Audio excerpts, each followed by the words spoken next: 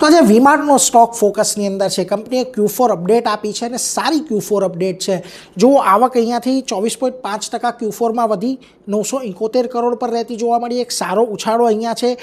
Same store cells growth જે છે એ વીમાર્ટનો 12% ને એમની બીજી એક બ્રાન્ચ છે અનલિમિટેડ એનો 9% રહેતો જોવા મળ્યો છે. એટલે એ પણ એક સારો આંકડો છે. આ ઉપરાંત Q4માં તેમણે 29 નવા સ્ટોર ખોલ્યા છે.